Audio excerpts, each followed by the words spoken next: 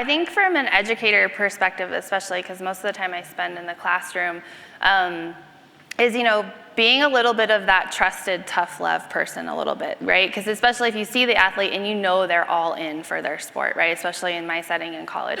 They're all in and they're cool and they're loving it. They're having the time of their life. They're having a great journey in sport, but they're like, whatevs for this class, right? And so really taking the time to say hey, let's meet, reaching out. And I've done this with a few of our student athletes on campus, and I'm like, hey, I get it.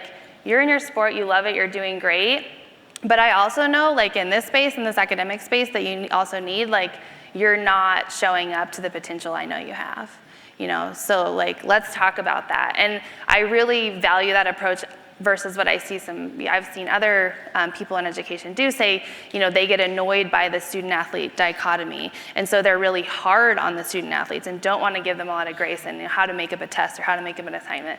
So instead, building the relationship with them and helping them, just like we talked about with athletic identity, really helping them explore what's their why, right? So I know why you love sport and why you play it, but what are your other loves, right? Because that's key to identity, is love and enjoyment. Yep. So what are your other loves, or what were they before you went all in on your sport?